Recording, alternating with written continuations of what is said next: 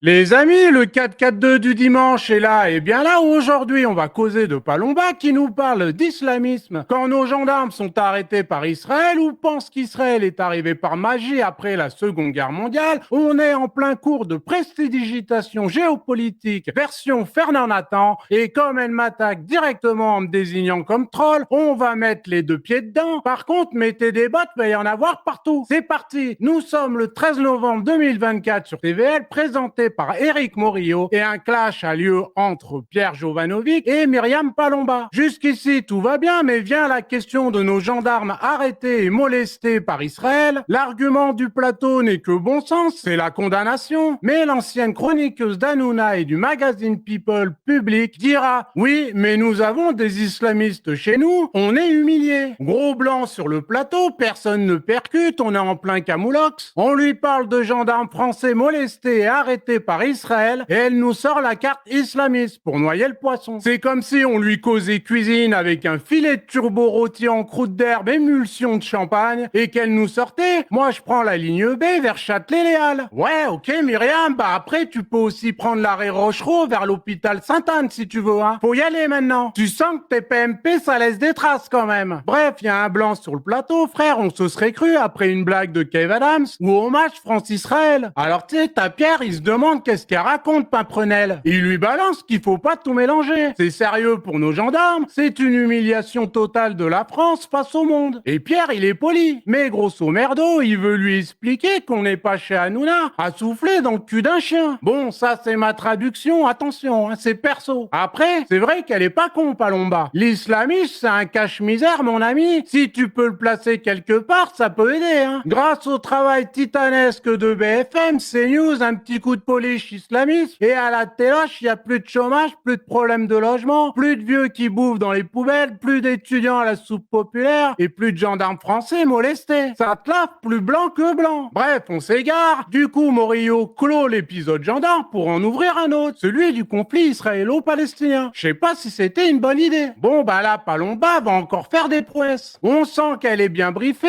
elle est pour la paix, les pâquerettes, les dauphins et les licornes. Mais en même temps, elle dénonce le génocide. Là, je me dis, il y a une couille dans le potager, puisqu'elle nous dit de ne pas vouloir être ni d'un côté ni de l'autre. Et c'est là que ça devient vraiment intéressant. Parce que tu t'imagines, toi, pendant 39-45, dire que t'es pour la paix. Par contre, t'es ni du côté de l'Allemagne, ni du côté des Juifs. Bah ouais, dit comme ça, les fils se touchent. Donc, forcément, moi, je pense que c'est un génocide. Je suis forcément du côté des génocidés. Et je me la joue pas peace and love, we are the world, à jouer les centristes au pays du massacre, face au plus grand camp de concentration au monde et de l'histoire. Autre bévue et pas des moindres, Palomba nous dit sur TVL que c'est après la Seconde Guerre mondiale, suite à la Shoah, que les sionistes se sont installés en Palestine. Elle le dit également sur X. On a installé les Juifs sur ce territoire pour quelle raison au fait? Ah oui, la Shoah. On leur a donné un minuscule territoire qui était celui de leurs ancêtres. Ah bon? En gros, fallait bien trouver un terrain et apparemment dans le cadastre de la Torah, c'est noté qu'il y a 4000 ans, c'était à eux. Alors écoute-moi bien, Palomba. Si les sionistes voulaient une terre après la Seconde Guerre mondiale, fallait prendre l'Allemagne et non la Palestine. Car la Shoah, c'était Hitler, pas les Gazaouis. Je sais que cette réalité pique un peu, mais crois-moi, va falloir assimiler. Et encore une fois, tout n'a pas commencé après la Seconde Guerre mondiale. Deux petits points. 1860-1870, première implantation juive en Palestine. 1917, déclaration de Balfour. 1920 et 1930, une alliance entre les musulmans, les juifs du vieux Yishuv et les chrétiens palestiniens s'est formée pour s'opposer aux projectionnistes. 1930, préparation de l'épuration ethnique. L'agent juif qui servait de gouvernement avant la création d'Israël a commencé à organiser l'épuration ethnique dans les années 1930. 1937, plan de partage de la commission Peel. Ça, c'est la réalité. Lire le livre de Youssef Indy. Maintenant, les amis, je vais vous parler franchement. Si ce 4-4-2 permet de dire des vérités, bah, il se marrait un peu aussi, on va pas se mentir. Il est aussi là pour dire des réalités. Myriam Palomba a été du bon côté du manche lors du Covid. Je suis le premier à le dire, c'est indéniable, puisque nous-mêmes avons partagé sur notre site ses prestations. Mais s'il faut être dissident, résistant, utilisez le mot que vous voulez, il faut l'être jusqu'au bout. Je vous raconte une petite histoire. Ouais, j'ai envie de vous raconter ma life. Quand j'invite Soral, Diodo, Indy ou autre sur le média, médias, c'est pas anodin. Je les suis depuis le début, donc je le fais parce qu'ils sont les tout premiers complotistes, les antisémites qu'il fallait abattre. Aujourd'hui, ils ont l'expertise la plus pointue sur le monde qui nous entoure, et j'en veux pour preuve, concernant Alain Soral qui avait annoncé la période Covid et énuméré point par point l'injection, confinement, etc.,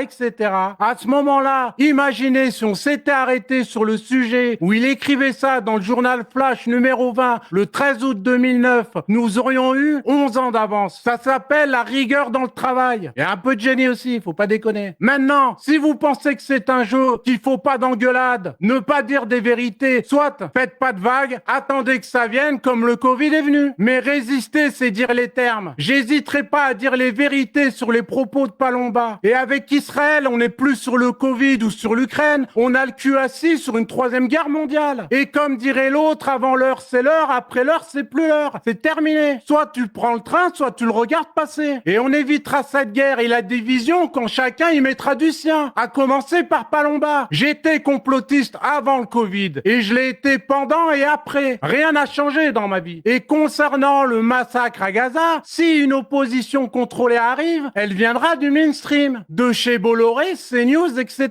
Puisque l'opposition contrôlée doit l'être via les mainstream, justement, pour contrôler. Ça va de soi. Et ce sera pas de mon entourage à moi, à part si j'ai le lobby antillais et auvergnat qui me donne un coup de main, mais j'y crois à moitié. Et surtout, je vais pas me gêner à recadrer ce qu'il faut recadrer comme je l'ai fait lors du Covid. Maintenant, Palomba, pas la peine de me menacer d'un procès ou de dévoiler ma life. J'en ai strictement rien à foutre. Je me cache pas, on voit ma tronche, tout est visible sur Internet. Qu'on soit bien clair. Voilà les amis, en espérant que ce dimanche soit plus ensoleillé, et on se retrouve très vite sur Radio 22 pour les interviews, dimanche prochain pour mon nouveau 4-4-2. Allez, à ciao les gars.